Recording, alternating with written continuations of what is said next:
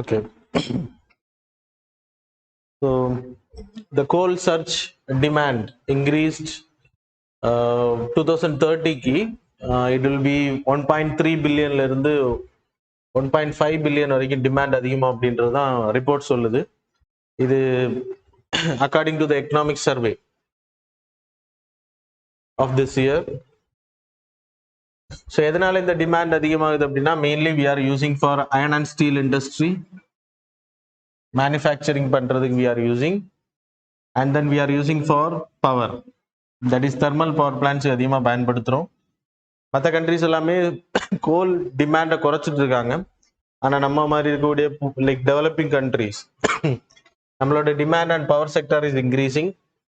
So அதனால தான் there is a problem. So carbon dioxide level 1 இயருக்கு நம்ம ரிலீஸ் பண்ணக்கூடியது 1.3 பில்லியன் டன்ஸ் per year.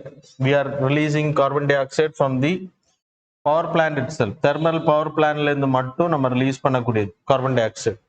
இதே இது மொத்த கோல் செக்டார் எடுத்துக்கிட்டோம்னா it will be like figure.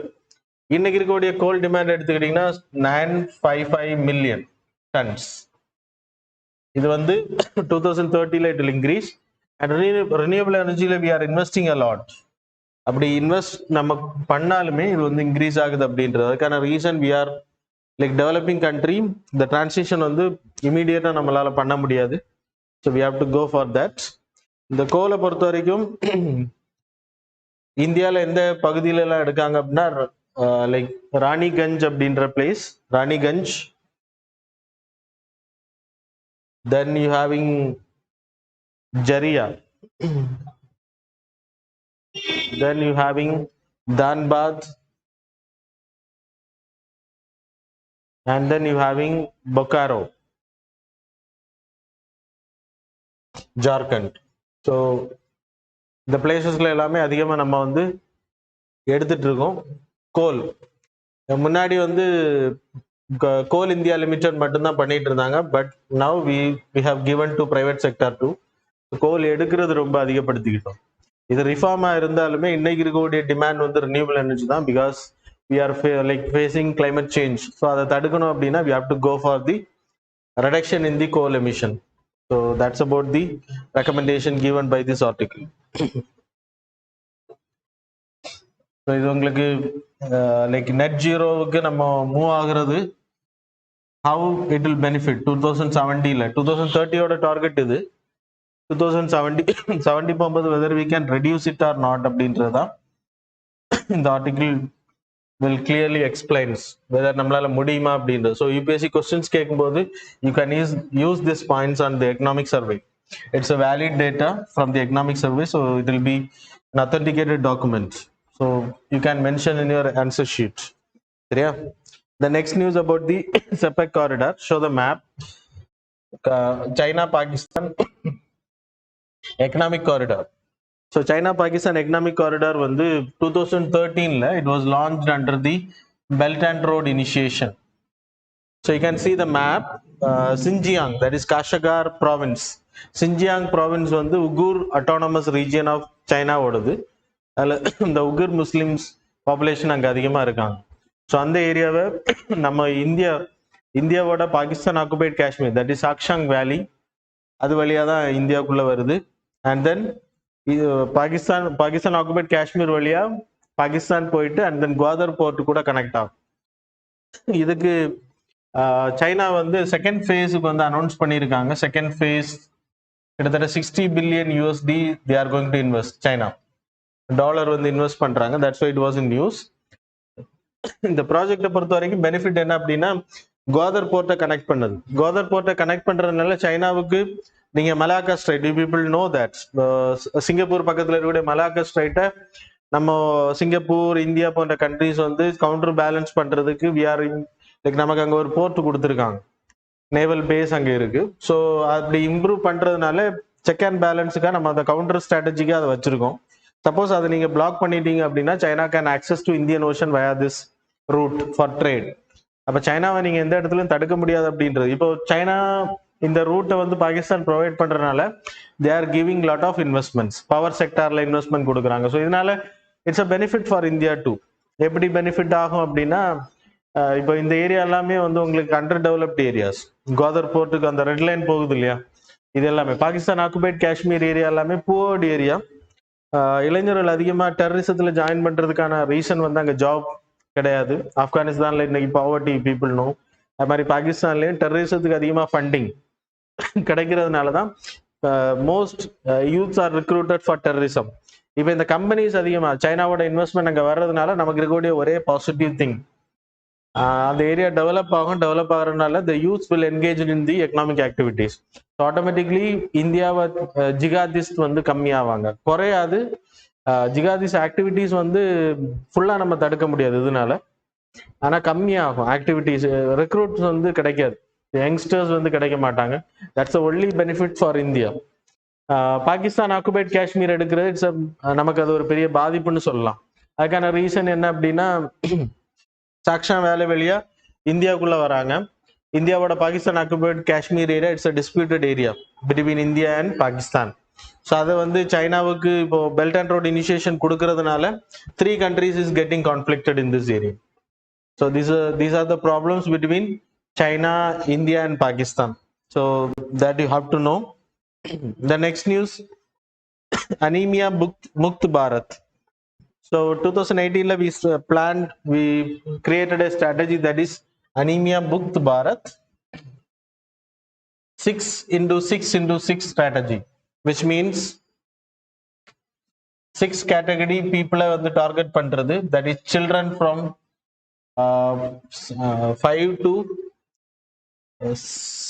6 daysல இருந்து 59 months வரைக்கும் உள்ள குழந்தைங்க. அப்புறம் children from 5 to 10 கேட்டகரி, அப்படின்னா 9 கேட்டகரி வரும். And then adolescents 10 to 19. Then you having women, pregnant women and lactating women. இப்படி 6 category people will be targeted beneficiaries. அதில் 3% வந்து குறைக்கணும் அப்படின்றத இதோட டார்கெட். 3% அனீமியா 2015 லெவலில் இருந்ததை விட 3% we have to reduce. 2022 we have to reduce. அதான் இந்த டார்கெட்டை பொறுத்த வரைக்கும் 6x6x6 அப்படின்றது. It was announced in 2018. அதனால் பெரிய அளவில் பெனிஃபிட் ஆகுது அப்படின்றது we have to wait and see. 2002 தான் இதோட எண்ட். அதுக்கு பிறகு புதிய ஸ்ட்ராட்டஜி வைக்கணும். மெயின்லி அனீமியா அப்படின்னா என்ன அப்படின்னா, மெயின்லி ரெட் பிளட் செல்ஸ், அது ஆக்சிஜனை வந்து உடம்போட எல்லா பார்ட்ஸுக்கு எடுத்துகிட்டு போகிறோம். இம்யூனிட்டி லைக் ஃபைட்டிங் பண்ணுறதுக்கு யூ நீட் ஹீமோக்ளோபின் லெவல் ப்ராப்பராக இருக்கணும். அந்த ஹீமோக்ளோபின் லெவல் கிட்டத்தட்ட 22 states plus union territories having more than 50% women and children are getting affected by deficiency of anaemia problem இருக்கு. டிஃபிஷியன்சி ஆஃப் பிளட் செல்ஸ் வந்து ப்ராப்பரா இல்லை அப்படின்றது. பிளட் செல்ஸ் ப்ராப்பரா இல்லை அப்படின்னால immunity will over and then you will be prone to diseases etcetera. அப்புறம் folic acid, அப்புறம் விட்டமின் B12, அப்புறம் குரோனிக் இன்ஃப்ளமேஷன், உடம்புல சில பகுதிகள் வந்து இன்ஃப்ளமேஷன் ஆகுறது, வீங்குறது, இந்த மாதிரியான ப்ராப்ளம்ஸ் உருவாகும். அப்புறம் like these are the things. அது மேஜர் ரிஸ்க். அப்புறம் பிரெக்னன்ட் லேடிஸ் அப்படின்றப்போ பிறக்கக்கூடிய குழந்தைங்க வந்து வீக்காக இருக்கும். ஸோ இதெல்லாமே ப்ராப்ளம். இதை தடுக்கிறது தான் இந்த இனிஷியேஷன் பண்றாங்க. It was introduce under the Poshan Abhiyan.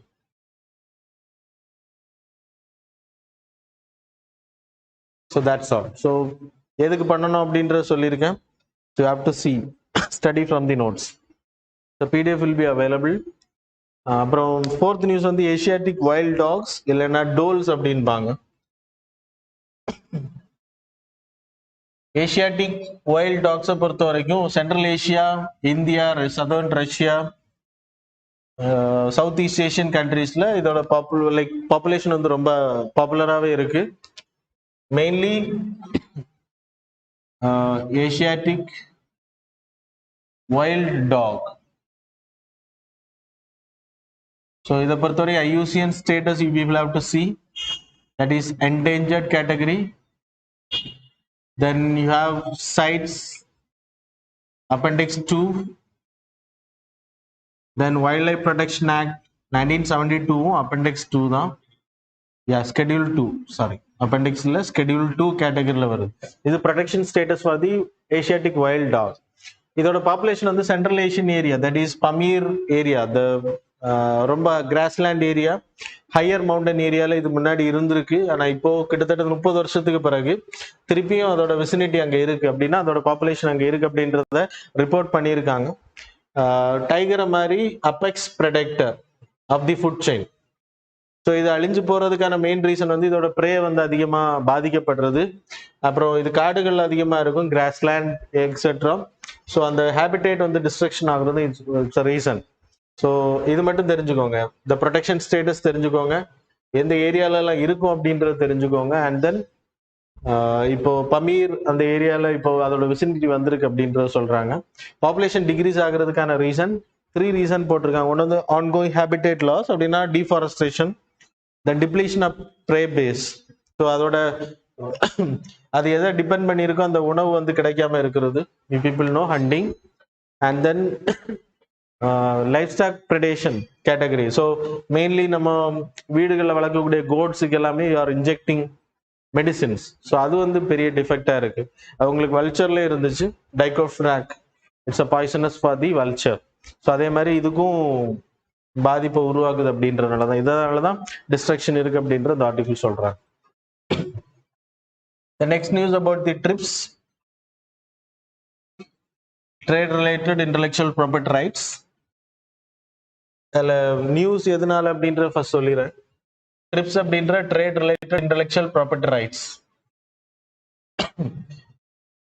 ரீசெண்டா இந்தியா உட்பட நிறைய டெவலப்பிங் கண்ட்ரிஸ் வந்து vaccination like Covishield, you having lot of Sputnik, இந்த மாதிரியான வேக்சினேஷன்ஸ் எல்லாமே வந்து லைக் பேட்டன்ட் ரைட்ஸ் வந்து ப்ரொவைட் பண்ணக்கூடாது. பேட்டன்ட் ரைட்ஸ் ப்ரொவைட் பண்ணால் இட் வில் பிகம் காஸ்ட்லியர். அந்த கம்பெனி மட்டும்தான் தயாரிக்க முடியும். ஸோ அது வந்து கொடுக்கக்கூடாது, வேவிங் கொடுக்கணும், இந்தியா போன்ற கண்ட்ரிஸுக்கு கொடுக்கணும் அப்படின்றத கோரியிருந்தாங்க. இப்போ அந்த லிஸ்ட்ல இந்தியா, சைனா எல்லாமே இருக்கு. ஆனா இந்த இந்தியாவும் சைனாவும் இந்த largest producer of pharma in the world medicines. அப்போ இவங்க 2 பேரும் அந்த வேவிங் கேட்டகரியில இருந்து வெளியில கொண்டு வரணும் அப்படின்றத சொல்லியிருக்காங்க. ஸோ எக்ஸ்க்ளூட் பண்ணப்படலாம் அந்த லிஸ்ட்ல. That's why it was in news, but no need to study those things. ட்ரிப்ஸ்னா என்னன்றது தெரியணும். Mainly first you have to know about the IPR, that is intellectual property rights. Intellectual property rights அப்படின்னா நீங்க innovate பண்ணக்கூடிய ஒரு முக்கியம் மெடிசனா இருக்கலாம், அது பேட்டன்ட் ரைட்ஸ் வாங்குவீங்க, you are writing something, content, artistic work, anything. It's a new innovation of your mental, that is mental ability. So you are doing by your own innovation, then you can get the intellectual property rights. That's by your intellectual it was created. அது ஒரு country, ஒரு geographical area அப்படின்னா geographical indications will be provided. Company trademark கொடுப்பாங்க, copyrights கொடுப்பாங்க, so patent rights கொடுப்பாங்க for medicines and the design etcetera. So it will be provided. இந்த IPR அப்படின்றது it is under the WIPO, that is world intellectual property organisation, property rights organisation. இவங்க so they are in function. இவங்களோட importance என்ன அப்படின்னா intellectual property ரைட்ஸை வந்து கிடைக்க பண்றது. 1970 it's operation. இந்தியாவை பொறுத்தவரை we having lot of laws related to IPR. ஐபிஆரை பொறுத்த வரைக்கும் we having patent rights and then we having copyrights. in India பொறுத்தவரை basic laws இருக்கு. you can show the like on the tabular column, display the tabular. so first வந்து patent rights அப்படின்னா மெடிசின்ஸுக்கு provide பண்றது. 1970 pattern act மூலமா ஒரு medicine கண்டுபிடிக்கிறாங்க அப்படின்றப்போ you will get product and process patent for 20 years will get.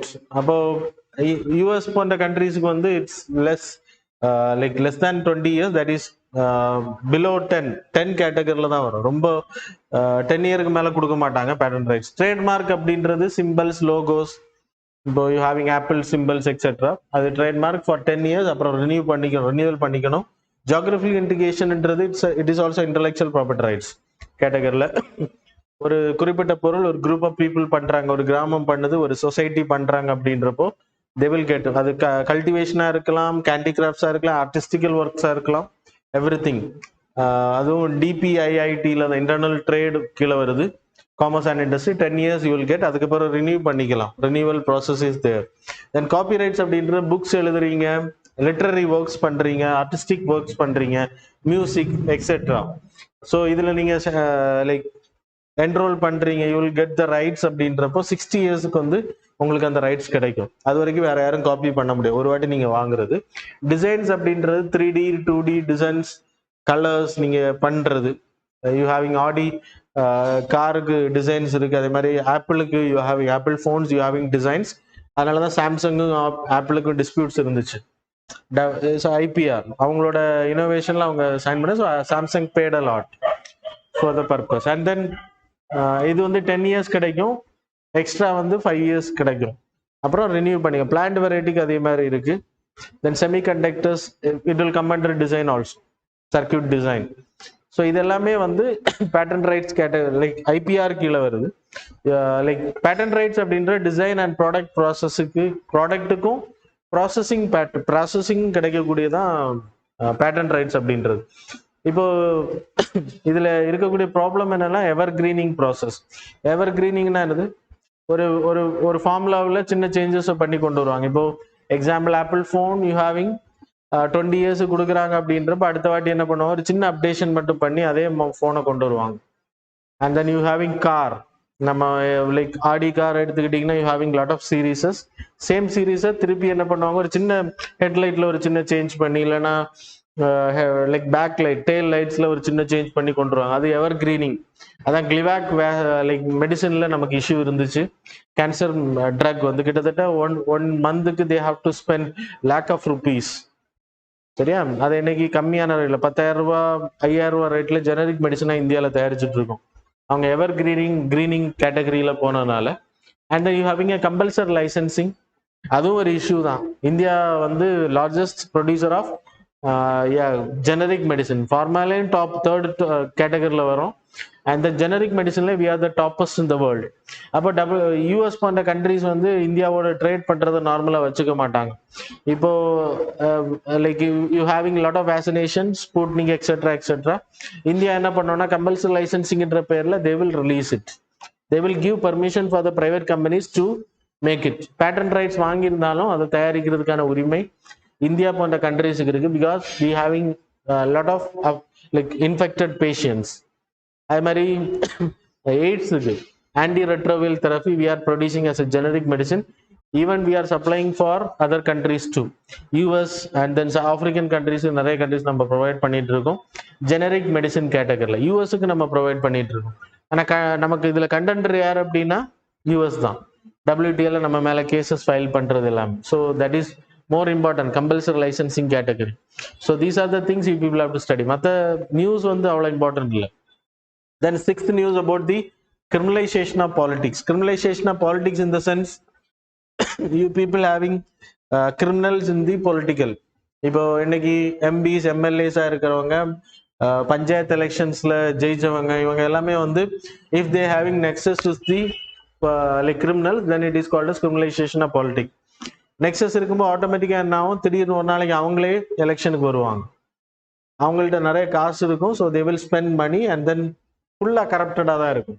Criminals enter into the politics and the nexus with the politician, it will curtail the governance, proper கவர்னன்ஸை தடுக்கும். So இதை curb பண்றது we having a system that is disqualification under representation of people act, RPA act 1951ல we having a provision that is 2 years மேல யாராவது imprisonment வாங்கியிருந்தாங்க அப்படின்னா, convicted that is a condition, convicted இருக்கிற 2 years imprisonment வாங்கினாங்க அப்படின்னா அவங்க term, அவங்களோட imprisonment tenure முடிஞ்சதுக்கு பிறகு, if it is 6 years then 6 years முடிஞ்சதுக்கு பிறகு 6 years அவங்க எலெக்ஷன் நிக்க முடியாது, next 6 years அவங்க எலெக்ஷன் நிக்க முடியாது அப்படின்ற ஒரு ரெஸ்ட்ரிக்ஷன்ஸ் வச்சிருக்கோம். It's a good one. Total termination is must. இப்போ கிட்டத்தட்ட 4000க்கு அதிகமான cases. Example I can give Amicus Curie இப்போ லைக் அனௌன்ஸ் பண்ணது என்ன அப்படின்னா 4,984 crore, 4000க்குன்னு சொன்னேன், 4,984 crore cases. 4,984 crore cases against this people. Sorry, crore criminal cases. Sorry. 4,984 cases, criminal cases வந்து யார் மேல இருக்கு அப்படின்னா எம்பிஸ் எம்எல்ஏஸ் ரூலிங்ல இருக்கக்கூடிய பீப்புள் கையில இருக்கு. அவங்க மேல கேசஸ் போட்டிருக்காங்க. ஆனா இதுல கன்விக்டட் எத்தனை பேர் அப்படின்னா வெரி லெஸ். லல்லு பிரசாத் யாதவ் அப்படி கொஞ்சம் பேர் தான் கன்விக்டட். அண்ட் தென் அவங்க எலெக்ஷன்ல நிக்க முடியாது, இப்ப ஜெயில இருக்காங்க. அவங்க திருப்பி வந்ததுக்கு அப்புறம் 6 years அவங்க எலெக்ஷன் நிக்க முடியாது, அதையும் நான் சொல்லியிருக்கேன். ஆனா நிறைய எம்எல்ஏஸ் அண்ட் எம்பிஸ் ஹேவிங், இப்போ Cuddalore MP people know recently he got arrested and now he is out. அப்ப கன்விக்டட் இன்னும் கிடையாது. அவரை வந்து அரெஸ்ட் பண்ணாங்க சார்ஜ் மேல. இனி அந்த கேஸ் முடிகிற வரைக்கும் he will be outside and he can hold the MB post. அப்போ ஹவு லைக் அந்த அந்த அப்ப அவங்க வந்து பெர்ஃபார்ம் பண்றது, if he is a convicted person then automatically அவர் 5 வருஷத்துக்கு அப்புறம் தான் அவரோட ஜட்ஜ்மெண்ட் வந்துச்சு அப்படின்னா அவர் அந்த 5 வருஷம் கண்டினியூ பண்ணிடுறாரு இல்லையா ராஜ்யசபா எம்பியா. So that's a problem of India. இப்படி ஏகப்பட்ட கேசஸ் பெண்டிங்லேயே கிடக்கு. ஸோ அதுக்கு வந்து ஃபாஸ்ட் ட்ராக் கோர்ட் அமைச்சாங்க. அந்த ஃபாஸ்ட் ட்ராக் கோர்ட்டும் நெக்ஸஸ் இருக்கிறதுனால நிறைய ப்ராப்ளம்ஸ் இருக்கு, டிலே ஆகுது கேசஸ். அதான் why the reason for the criminalisation of politics, lack of enforcement. இது சட்டங்கள் ப்ராப்பராக இம்ப்ளிமெண்ட் பண்ணப்படணும். பணம் வந்து அதிகமாக ஸ்பெண்ட் பண்ணுறாங்க ஜுடிஷியரியில கேசஸ் டிலே பண்ணுறதுக்கு. அப்புறம் எதிர் தரப்பினரை மிரட்டுறது, இந்த மாதிரி எல்லாம் பண்ணுவாங்க. That's happen. வெஸ்டட் இன்ட்ரெஸ்ட் எடுத்துக்கிட்டீங்கன்னா இப்போ பாலிடிக்ஸ்ல இருக்கிறவங்க, பாலிடிக்ஸ்ல வர்றதுக்கு எம்எல்ஏ எம்பி ஆகிற ஹெல்ப் பண்றது யாருன்னா கூன்ஸ். அப்ப அவங்களுக்கு எலெக்ஷன் ஜெயிச்சு வந்ததுக்கு பிறகு they will work for the Coons. அப்ப அந்த வெஸ்டட் இன்ட்ரெஸ்ட் ரெண்டு பேருக்குமே மாறி மாறி. இப்போ எம்எல்ஏக்கு ஏதாவது ப்ராப்ளம்னா தே வில் சால்வ், அவங்களுக்கு ஏதாவது ப்ராப்ளம் அரெஸ்ட் அப்படின்னா எம்எல்ஏ வில் இன்டர்ஃபியர். ஸோ இதான் vested interest. Use of muscle and money power. அது ஒன்று வந்து எலெக்ஷன் டைம் பீரியட்ல பணம் கொடுக்கறது. இப்போ ரீசெண்டாக there is a news, there is a ADMK candidate withdrawn பண்ணியிருக்காங்க. அதில் பேக்ரவுண்ட்ல என்ன அப்படின்னா டிஎம்கே, ஸோ ஓப்பனா சொல்றேன், டிஎம்கேவோட த்ரெட்னிங் இருக்கு அப்படின்றத சொல்றாங்க. பட் எந்த அளவுக்கு உண்மை அப்படின்ற கோர்ட்டு தான் சொல்ல முடியும். அப்போ இது மசில் பவர். ஒரு லேடி தான் வித்ட்ரா பண்ணியிருக்காங்க. So we have to think, ஏன்னா அவங்க நாமினேட் பண்ணியிருக்காங்க, லைக் அப்ரூவல் ஆயிருச்சு, இப்போ போய் வித்ட்ரா பண்றாங்க அப்படின்னா 2 நாள் அவங்க கடத்தப்பட்டதா ஒரு நியூஸ். ஸோ அது என்ன ஆச்சு அப்படின்றது போலீஸ் வெரிஃபிகேஷன்ல தான் தெரியும். இப்படி கூன்ஸ் இன்வால்வ் ஆகுறதுனால எலெக்ஷன்ஸ் ஃபேரா நடக்காது. So people threaten for the election category. So these are the things are important. And the next, artificial neural networks. இதுவும் we having neural networks, we having neuron cells. Neuron செல்ஸோட function என்னது, இன்ஃபர்மேஷனை வந்து neurons pass பண்றது. உங்க like கையில ஒரு காயம் பட்டுருச்சு அப்படின்னா it will pass the information. சடனா நீங்க ஒரு தீ காயம் படுது அப்படின்னா நீங்க எடுக்கிறீங்க கையை, திருப்பி திருப்பி ஒரு விஷயத்த ஒரு வாட்டி நீங்க மெமரி ஆயிடுச்சு அப்படின்னா அது வந்து சுடும் அப்படின்றது உங்களுக்கு தெரியும். ஒரு வாட்டி பிளேடு கட் ஆயிருச்சு, பிளட் வந்துருச்சு அப்படின்னா you will know already it's not program, but you are by studying. தான் லேர்னிங்ன்றது. மிஷின் லேர்னிங்கும் அதே மாதிரி தான், டீப் லேர்னிங் அதே மாதிரி தான். இப்போ we having lot of artificial intelligence systems. You having Alexa, you having Google Siri இருக்கு, ஆப்பிள் ஸ்ரீயா, கூகுள் ஓகே கூகுள் இருக்கு. இதுலலாம் நீங்க ஒரு இன்ஃபர்மேஷனை வந்து கேட்குறீங்க, within a second, fraction of செகண்ட்ல அது ரெஸ்பாண்ட் பண்ணுது உங்களுக்கு, கலெக்ட் பண்ணி இந்த டீட்டெயில்ஸ் எங்கே இருக்கு அப்படின்றது. இப்போ பல்ப் சுவிட்ச் ஆஃப்ல இருந்து you are searching lot of things. அதெல்லாம் எப்படி பண்றாங்க அப்படின்னா டீப் லேர்னிங் அப்படின்ற கான்செப்ட். நம்மளோட நியூரான்ஸ் வந்து நம்மளோட டென்ட்ரிக், அந்த நியூரான்ஸ்ல டென்ட்ரிக் அப்படின்ற ஒரு பார்ட் இருக்கும். அது இன்ஃபர்மேஷனை கேதர் பண்ணி என்ன பண்ணோம் அப்படின்னா ஆக்சான் வழியா இந்த நியூரான்ஸ் வந்து தொடர்புடையதா இருக்கு. நியூரான் செல்ஸ் வந்து தொடர்ந்து அப்படி கண்டினியூஸா நியூரல் நெட்வொர்க்கா இருக்கும். அது உங்க மூளைக்கு வந்து இன்ஃபர்மேஷனை வந்து பாஸ் பண்ணும். That's a thing. அதே மாதிரி தான் உங்க சிஸ்டம்ல உங்களோட இன்ஃபர்மேஷன்ஸ் உங்க மிஷின்ஸுக்கு வந்து ஸ்டடி கொடுத்துருவீங்க. இப்போ அமேசான்ல ஒரு ப்ராடக்ட் இருக்கு அப்படின்னா it will be given, like கம்ப்யூட்டருக்கு வந்து அந்த இமேஜ் வந்து இல்லைன்னா அந்த சோர்ஸ் என்ன அப்படின்ற டீட்டெயில்ஸ் நீங்க போட்டுருவீங்க. அப்போ இன்னொரு பர்சன் வந்து அது ரிலேட்டடான ஒரு டீட்டெயிலை கேட்கும் போது இட் வில் மென்ஷன், உங்களுக்கு வந்து அதை செலக்ட் பண்ணி கொடுங்க. அதான் நியூரல் நெட்வொர்க் அப்படின்றது. முன்னாடி we used processors and all. இப்போ ஹியூமன்ஸுக்கு எப்படி நியூரல் நெட்வொர்க் இருக்கோ அதே ப்ராசஸ் அதே கேட்டகரியில வி ஆர் கிரியேட்டிங் ஆர்டிஃபிஷியல் இன்டெலிஜென்ஸ்க்கான நியூரல் நெட்வொர்க் உருவாக்கிட்டு இருக்கோம். அதான் internet of things category 5G technology எல்லாம் ஆர்டிஃபிஷியல் இன்டெலிஜென்ஸ் கேட்டகரியில தான் ஒர்க் ஆக போகுது. So already it was there in the process. அதான் என்ன அப்படின்றது நான் உங்களுக்கு சொல்லியிருக்கேன். The next news about the Vande Bharat train.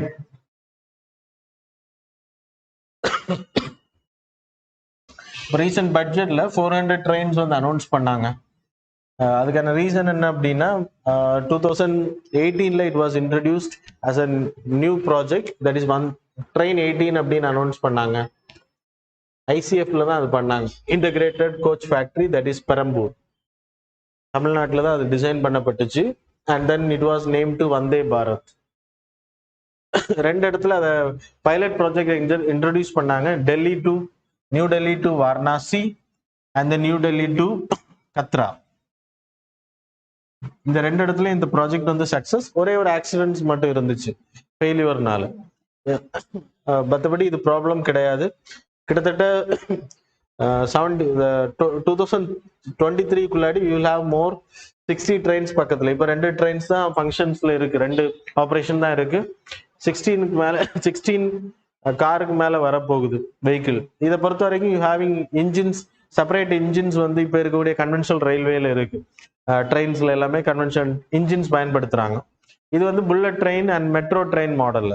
Metro ட்ரெயின்ல உங்களுக்கு ஃப்ரண்ட் அண்ட் பேக் வந்து செல்ஃப் ப்ரொபல்ஷன் இன்ஜின்ஸ் இருக்கும். அப்படின்னா ஒவ்வொரு கோச்சுக்குமே தனியான கோச் இன் த சென்ஸ் ஒவ்வொரு not coach for the entire train you will have the engine, separate engines இருக்கும். இப்போ நீங்க மற்ற ட்ரெயின்ஸ் எல்லாம் எடுத்தீங்கன்னா இன்ஜின்ஸ் மாத்துவீங்க, அடிஷனல் இன்ஜின் கம்பார்ட்மெண்ட் தனியா வச்சிருப்பீங்க. இது அப்படி கிடையாது. மெட்ரோ ட்ரெயின்ல எல்லாம் front and back you will have the same. Motors எல்லாம் வச்சு இது பண்ணிப்பேன். எலக்ட்ரிக்ல தான் ஃபங்க்ஷன் ஆகும். கிட்டத்தட்ட 160 கிலோமீட்டர் ஸ்பீடு வரைக்கும் இது டிராவல் பண்ணக்கூடியது. And then it will have wifi and then doors எல்லாமே ஆட்டோமேட்டிக்கா இருக்கும். So it's like a metro நீங்க பார்த்துருந்தீங்கன்னா உங்களுக்கு தெரியும். சேம் ப்ராசஸ், ஆனால் இதை லாங் டிஸ்டன்ஸ் டிராவல் பண்ண போகுது, அவ்வளோதான் டிஃபரன்ஸ். ஐசிஎஃப்ல தான் இதை பண்றாங்க. ஒன்ஸ் கிட்டத்தட்ட 25ல இருந்து 45% வரைக்கும் இதோட டிராவலிங் டைம் வந்து குறைக்க போகுது. It's a new innovation. And then 50,000 crore இந்த 400 ட்ரெயின்ஸுக்கு அனௌன்ஸ் பண்ணியிருக்காங்க. 50,000 crore நெக்ஸ்ட் 3 இயர்ஸ்ல they are going to create. அப்போ இது வந்து ஒரு ரெவல்யூஷன் அப்படின்றதான் சொல்லணும். நெக்ஸ்ட் நியூஸ் இந்த final one, interim report of Jammu and Kashmir delimitation commission. Delimitation commission என்னது? ஆக்சுவலா ஒரு தொகுதி பங்கீடுதல், கான்ஸ்டிடுவன்சி பிரிக்கிறது மக்கள் தொகை அடிப்படையில். அந்த delimitation commission came first time in 1952. 51-52ல it was announced by the president first time. President தான் இதை அப்பாயிண்ட் பண்றது. 1951-52 the delimitation commissions வந்து first time appointed by the president by the presidential order. First time it happened by the presidential order. The second time 1952ல delimitations வந்து 1952 we created an act, delimitation act 1952. அதன் அடிப்படையில் under article 81 82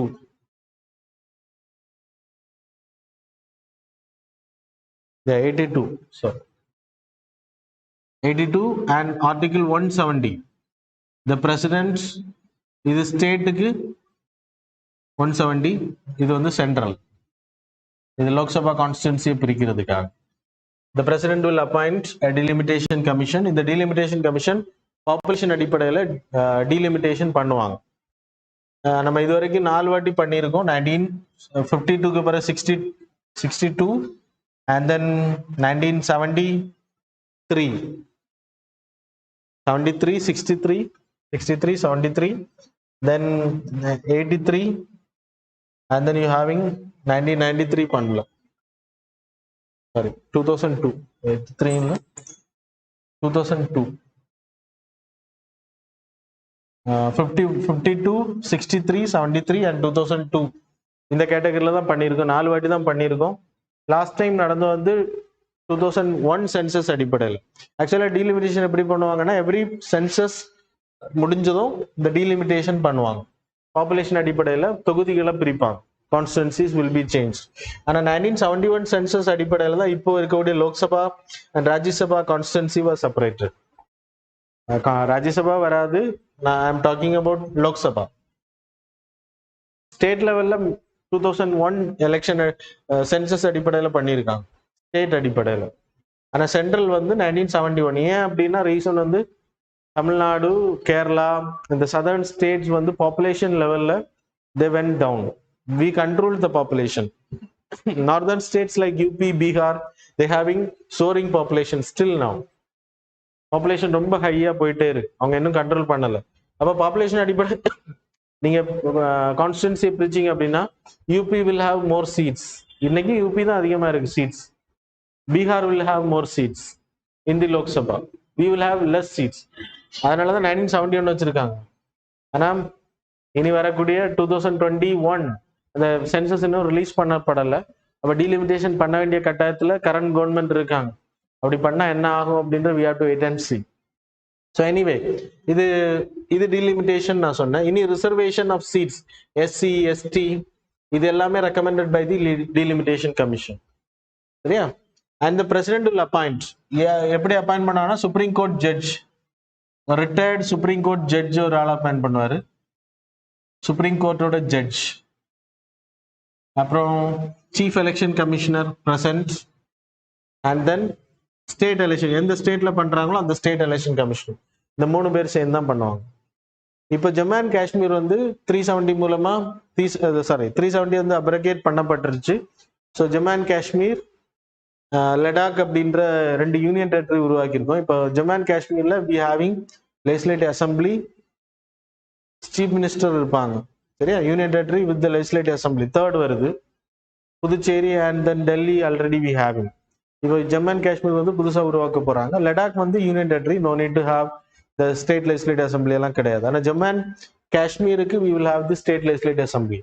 so அதை வந்து டீலிமிட்டேட் பண்றதுக்கு இப்போ ஒரு commission அமைச்சாங்க.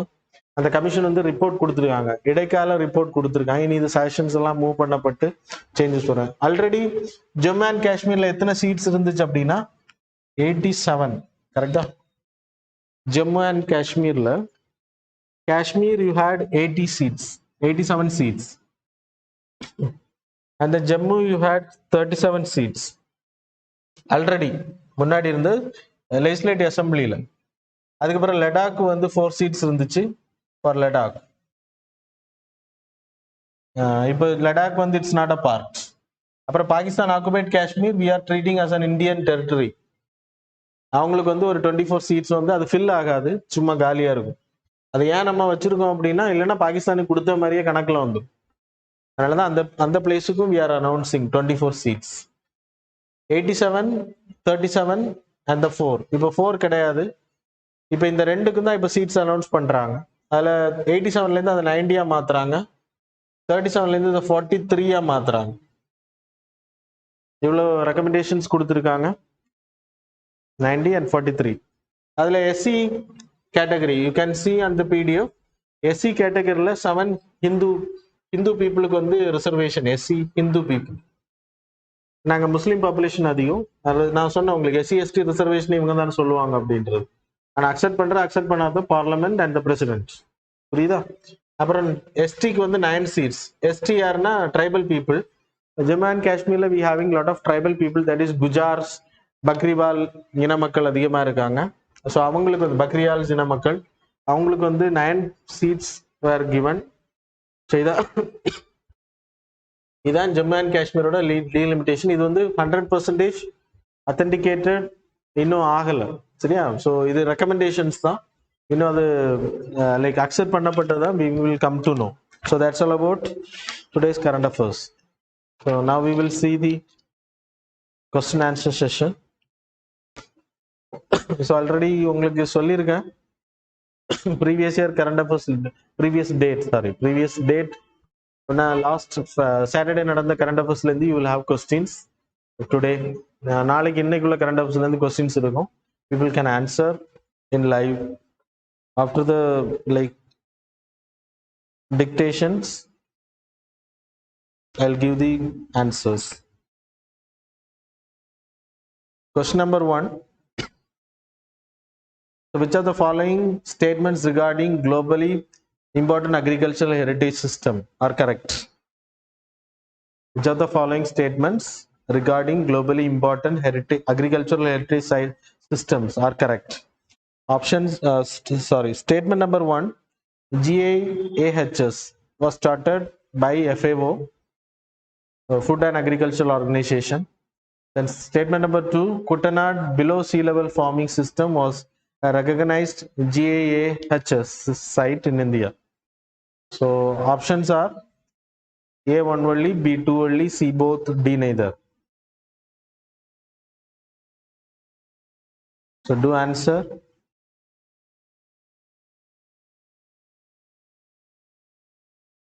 So question number 2. Okay, question number 2. Which of the following statements regarding Pradhan Mantri Matrutva Vandana Yojana are correct? Statement number 1, it is a maternity benefit program being executed by the Ministry of Health and Family Welfare. Statement number 2, the beneficiaries are pregnant women and lactating mothers. Statement number 3, the eligible beneficiaries are also receive cash incentive under Janani Suraksha Yojana for institutional delivery, which is 100% centrally sponsored scheme. So options are A1 only, B2 only, C both, D neither.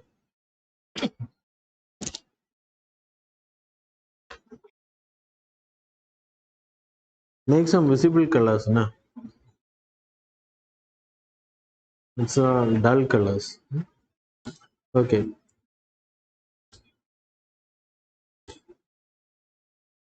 So question number 3.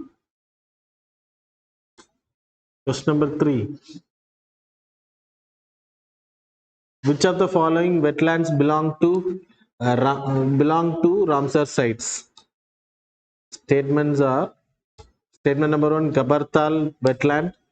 Statement number 2, Sukna lake. Statement number 3, Ular lake. 4, Koluru lake. Options are A, 1, 2 and 3 only. Options B, 2, 3 and 4 only. Option C, 1, 3 and 4 only. Option D, 1, 2, 3 and 4 only. Present sites வரல, இப்போ recently added sites. Okay. Question number 4. Which of the following circumstances leads to defeat of the government if it is not passed in the House? Statement number 1, motion of thanks. Statement number 2, passing of cut motion. Statement number 3, rejection of money bill. Statement number 4, passing of adjournment motion. Options are A, 1, 2 and 3 only. Option B, 2, 3 and 4 only. Option C, 1, 3 and 4 only. Option D, 1, 2, 3 and 4 only. So give me the correct answer later to above statement.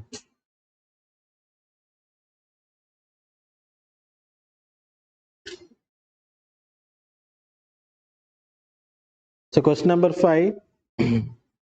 OSMART is an umbrella scheme which aims to regulate which of the following? A, marine resources. B, wetlands. C, forest resources. D, vegetation.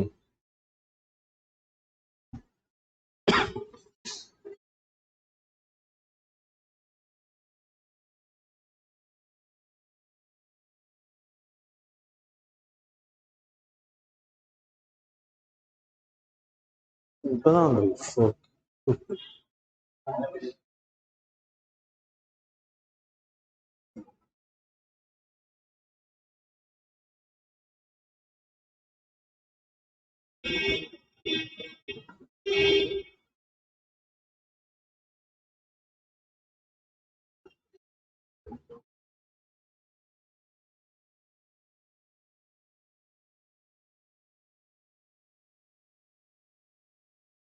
By B.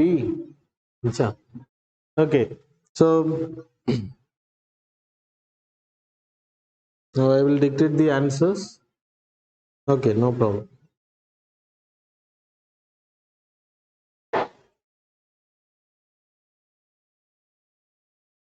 Question number 1, answer is C.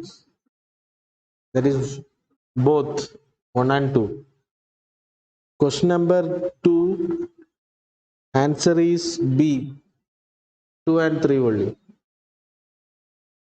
Question number 3, answer is C. 1, 3 and 4 only. Question number 4, D only. Sorry, D, 1, 2, 3 and 4. Question number 5, A, marine resources. So that's all. Then prepare பண்ணி எழுதுங்க சரியா